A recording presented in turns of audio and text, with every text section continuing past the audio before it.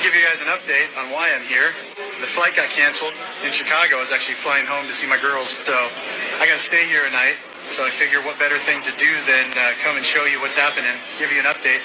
And surprise, surprise, it's worse. There's more people here than there were before. That entire curtain all the way back for 100 yards is full, and they're actually coming out to here as well. And every single day, more and more and more busloads, and there's hundreds of locations around the area here that are full.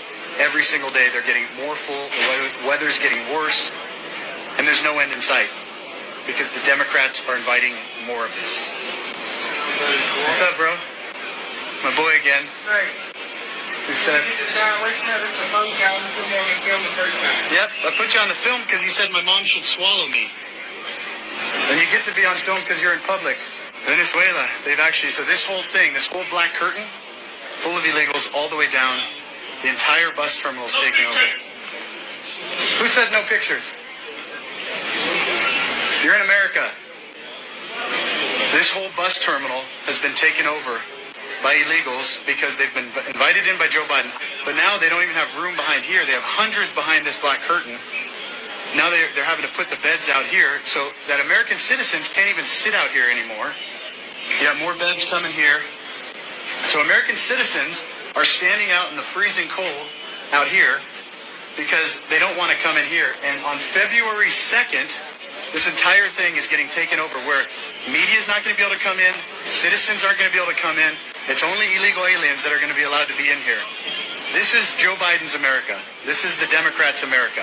Please stay away from curtain. Please stay away. Don't touch. Private. It's private here, guys. Private here. So if I go in there, I'm breaking the law. But if you come in illegally into our country, that's fine. Venezuela. Nicolás Maduro. Sí. No good. Nicolás Maduro, no good. Hace 9 años en Venezuela era militar. Oh, you're militar? Sí. Wow. Military from Venezuela. Así. There he is.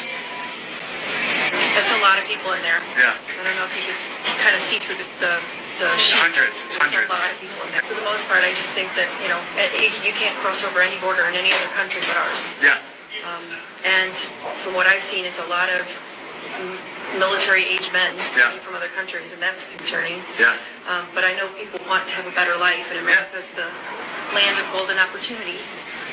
But I think there has to be just a legal and a fair way to get here.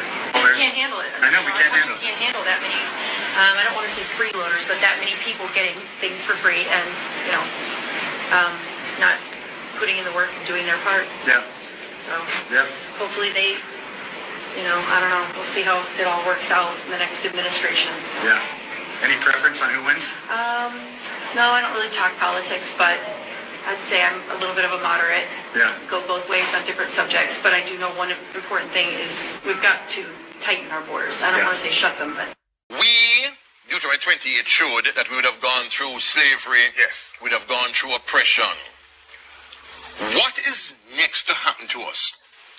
Liberation through Christ, or will there be something else, another form of slavery that we will go through, another tribulation that we'll go through before Christ established the kingdom? You understand what I'm saying? Yes, I understand. What's going to happen? Will there be, yes? What is going to happen before Christ makes returns? his second Is there going to be another There's going to be war between the nations. Yes. Okay? The European Union will crumble. Okay? They will despise and fight against Babylon the Great, which is the United States of America. And it will burn America with fire. So Europe is going to go to war with America. Yes. Yeah. But in terms of us black people now, will we go through another kind of slavery, another the tribulation that slavery was representative of? You mean Noah? Matthew 24? You know what I want? So Christ, what will happen to us immediately before Christ returns?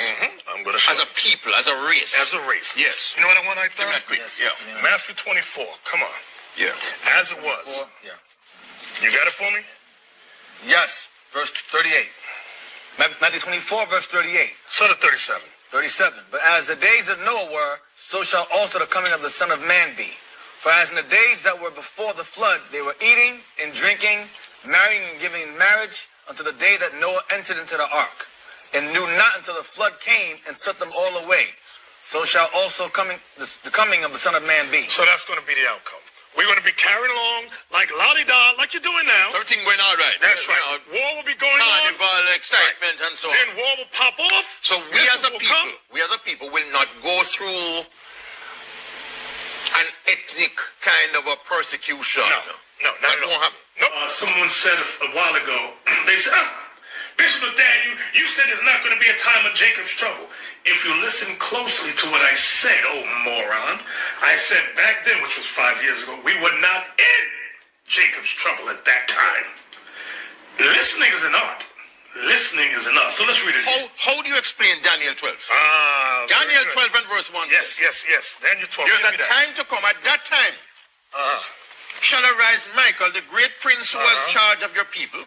This is talking about Hebrews. And there shall be a time of trouble such as never has been since there was that nation of Israel till that time.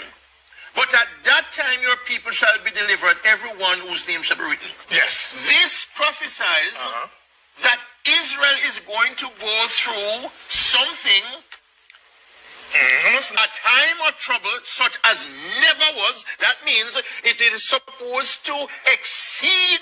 If we are the Israel, this should exceed slavery. This should exceed any horrors that we had gone through in our history. This is supposed to happen to whoever are the true Israelite people just before the return of Christ. To the point that the Archangel Michael will have to stand up for that people called the true Hebrews. And you just said that what we are looking for is not something that will eclipse transatlantic slavery, but a liberation through Christ. That's right. I'm going to explain it. But the true Israelites will experience another Holocaust. No, I'm going to explain it to you. Revelation Explain 11. Daniel 12:1. I'm going to explain it. Well, I'm going to explain it with a precept that says the same thing. Well, come on. Revelation 11, read quickly. If we are the true Israelites, then something else according to prophecy is supposed to happen to us on a scale that will surpass what happened in slavery. Just watch. All right, come on. The book of Revelation chapter 11 and verse 11. And after 3 days and a half, the spirit of life from God entered into them. That's us waking up again. This is what you see here. Spirit of life from God. Waking up. This is, two witnesses of the two kingdoms. And they stood upon their feet. That's what you see now. And great fear fell upon them which saw them. Right, because Israel's going to come back together, Judah and Israel. Come on. And they heard a great voice from heaven saying unto them, Come up hither. This is what you call the rapture. Come up hither. Watch this. And they ascended. Go ahead, read it again. And they ascended up to heaven in a cloud. They ascended up to heaven in a cloud, which is a chariot. Here it comes. And their enemies beheld them. Our enemies going to see us. Who's the enemies? The white man. Watch this. Verse 13. But you missed it. Come on, Daniel 12. come on. And the same hour. And the same hour, meaning the same time that we're taken up. Was there a great earthquake. Meaning destruction. And the 10th part of the city fell. Meaning the 10th part of the city is going to be destroyed. This is the great thing that Daniel's talking about, which shall never been since the world began. This is saying Israel. This is saying the people of Israel. The people of Israel are going to experience a time of horror and a time of persecution and a time. Where did you see persecution? That's what it means. And there shall be a time of trouble for that people, not just generally. Read it. There shall be a time of trouble such as never has been since there was a nation till that time. But at that time your people shall be delivered. What it means is the people of Israel had gone through. Someone said a while ago, they said, Bishop Nathaniel, you said there's not going to be a time of Jacob's trouble. If you listen closely to what I said, oh moron, I said back then, which was 5 years ago, we were not in Jacob's trouble at that time. Listening is an art. Listening is enough. So let's read. They had gone through destruction. They had gone through captivity by the Assyrians, by the Babylonians, and so on. This is prophesied that in the last days they are going to go through something that would surpass that. Mr. Boyne. You don't have that. Mr. Boyne. If we are the people, you don't have that in your prophetic Mr. Boyne. eschatology. Leave Bible interpretation to us. You don't have it. When you read 2 Peter 3, it talks about the great fire that shall destroy everything. That's what this is This is talking not about. talking about everything. No, That's this is what it's talking about talking about. something specific to the nation of Israel.